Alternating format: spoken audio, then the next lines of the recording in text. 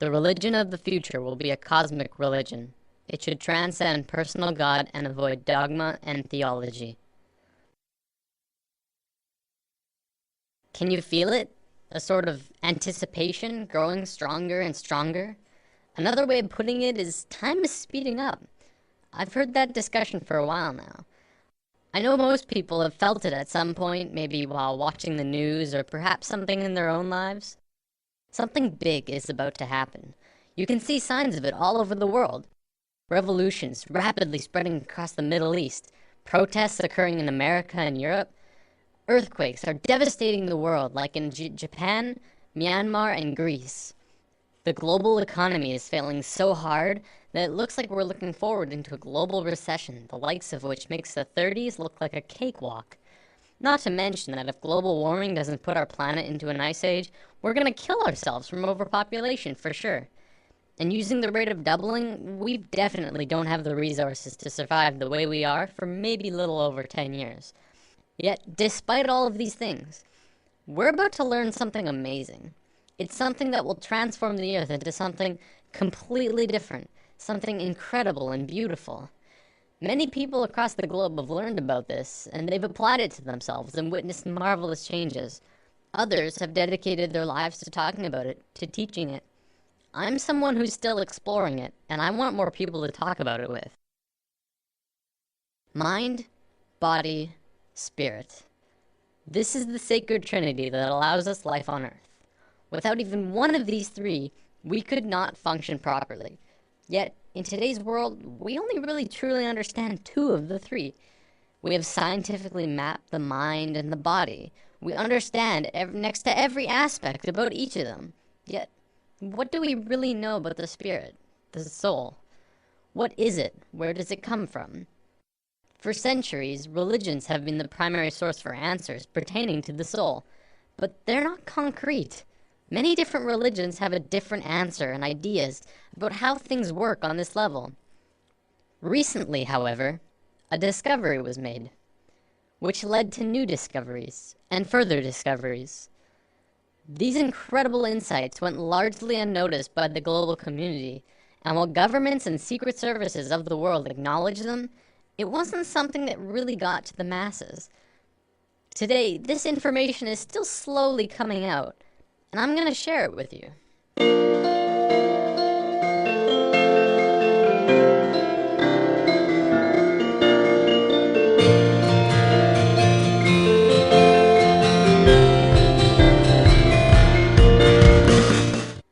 In the world of science, what do we really know about thoughts? We know we can measure them. By hooking up scanners, you can measure the frequency that are emitted when you think them. They're measurable, yet there isn't anywhere specific in the brain that holds them. Is it possible that you create your thoughts outside your mind? Maybe not. But is it possible that you create your thoughts into the external world from your mind? This is what we're going to talk about today. Have you ever had a moment where you knew exactly what someone else was going to say, about 2 or 3 seconds before they even started talking? Do you have a shared connection between a loved one or a pet, where you can always tell exactly how the other is feeling, or what they're thinking of, even if they're not really around? Have you ever met someone that you really got bad vibes from, and your intuition turned out right? We've all had experiences like these at least a few times, some many more than others. There are even a few people who can kind of tap into this experience quite easily. I believe one of the terms for it is psychic? Let's say for the sake of discussion that when you think of something, anything, it appears right in front of you. No, not physically, but let's say it appears in a different realm that's in and around all of us. We'll just assume for now that it's not something that we're consciously aware of, and it's something that we're going to discuss later on. For now, let's just call it the thought realm. When you're doing something, you start by thinking about it. Whether you're building a pool in your backyard or making a sandwich, you have to have thought of it first. Even the subconscious thoughts for things like walking and breathing. This shouldn't be anything new to us. We think of things before we do them, even if it's a split second before them. This is just how we function, and our physical actions match the thoughts that we've created. You might say that you move through your thoughts, turning non-physical ideas into physical actions. When an inventor gets an idea, this idea can quickly spread throughout all of his colleagues and friends. Ideas and thoughts are spreadable. Multiple people can hold on to the same idea at once, allowing them to grow and develop further. In this scenario, don't think of thoughts as separate, but as a whole that everyone is latching onto.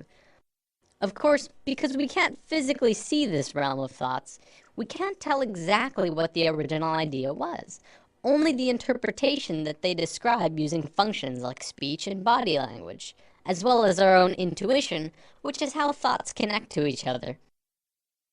Because of this, we add a bit of our own creation to the mix, our own spice, while still working towards the same common goal. A social gathering is another good example of this at work too.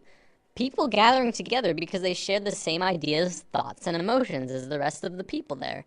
An example could be a college course on architecture. People interested in architecture would attend the course because they share the same interest mentally. This shouldn't be anything mind-blowing. It's our day-to-day lives, just from a different perspective. Even if you're using something that someone else made, you're still creating this experience for yourself.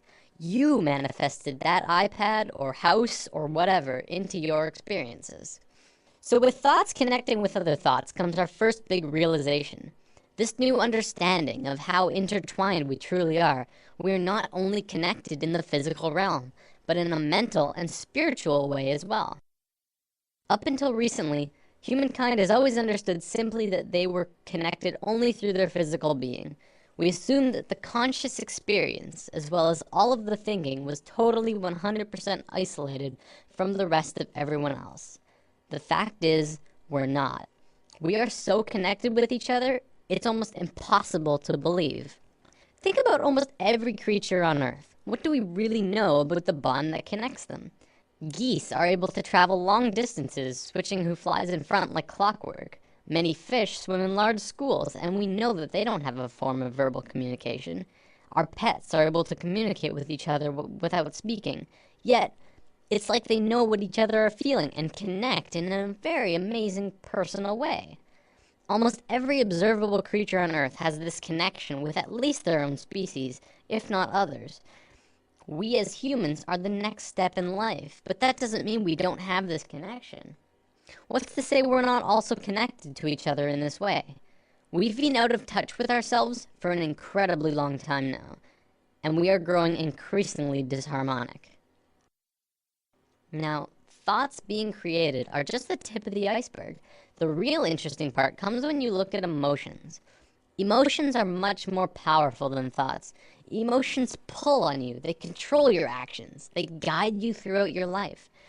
It's not your thoughts that control where you sit in a class or on a bus, but it's if you like that girl or you think that guy smells. When a couple is together, it's their emotions that keep them tethered. Same with if they're fighting, it's their emotions that break them apart. You watch TV shows that you enjoy. You hang out with friends because you have emotional bonds with them. Now, this applies on a smaller scale too. Do you ever have a morning where you wake up grumpy and stub your toe and think, oh, this is just going to be one of those days, and find that the entire day afterwards just goes terrible and just everything goes wrong? What about the days when you wake up excited and happy and ready to go? Your whole day is just excellent in all of the right ways. Even if something bad does happen, you're less affected by it because you're in such a good place emotionally. The reason these differences in how your day goes is because of your emotional state. People like to think the world will go on exactly the same without you, but it really won't. People interact differently with other people, and everyone would have a completely different experience if you were not there. Imagine this scenario. There's a bully in a playground who's looking for someone to beat on. There's kids playing sports, kids skipping rope, kids on the swings, and then off to the side there's one boy sitting in the grass watching the rest of everyone play. He doesn't feel like anyone else will want to play with him, so he sits apart from the group. The bully instantly knows where to go, and the circle of hurting begins. See, it's through the feeling of being vulnerable that you become vulnerable in the physical. If the boy had walked outside for recess and told himself, I can fit in, he would probably be playing sports right now. This applies to the bully as well. He didn't have anyone else to play with, probably because of some insecurity, mental, that led him to need to hurt others. He thinks he's doing good for himself by hurting the boy, except he's really just hurting himself long term. You can look into society and see a vast amount of evidence to support it too. The people who are most successful are those who talk most of success. Those who speak most of illness have it. Yes, illness is also a creation of yours. If you have a low immune system, it's because of you. Typically, we like to blame things on the virus going around or our own immune systems, but the way that we become susceptible to them is from inside. Whether that there's some ongoing negative energy or some bad feeling that we allow into ourselves. We can heal ourselves also, but I'm going to save healing for another video. There's only one thing that becomes apparent from this understanding. You create your own reality. We are 100% responsible for the situations that we find ourselves in, the things that happen to us, good and bad. Throughout history, we've always played the blame game. It's his fault I didn't get the promotion. It's her fault I couldn't go to the game. It's everyone else's fault I'm so depressed. Whatever it is, and this may be the hardest thing to truly get, it's your fault. Your happiness, your sadness, your fears and your fortunes, every single experience of your life on Earth was because of you. Many of us have heard of this thing called the law of attraction, which talks about something similar to this, but talks more about evidence and not much about this thought realm. Over the entire world, people have written in to tell of their amazing stories, where they've really focused on having what they wanted, and got it through miracles and coincidences. This is but a small piece in the vast ocean of the internal world that I'll be talking about. It is, however, very real, and you can literally change everything in your life by willing it so. I know this from personal experience, and it's not hard to find others who have too. One continuous argument I hear from people who deny this law of attraction is, you don't just think things and change everything by sitting on your ass. To which I reply, exactly. You never stop moving. Just change your mindset and continue on with your life. Create your emotions in your mind, then move into them physically. Don't let your emotions control you. Pull your thoughts into the physical realm. What can you do to change things? Just treat yourself. You don't have to have a crazy life-changing experience from this new understanding. Just buy that treat you wanted. Take that extra time in the morning to make yourself look pretty. Spend the extra $50 on those new clothes. If you're really upset, maybe you should buy that car. Do things for yourself that you know will put yourself in a good mood. Bring yourself up internally, then externally. You will not regret it. I want to bring up one more thing before I run out of time. There was a scientist in Japan a few years back who made an incredible discovery, but one that also went largely unnoticed or recognized by the global scientific community.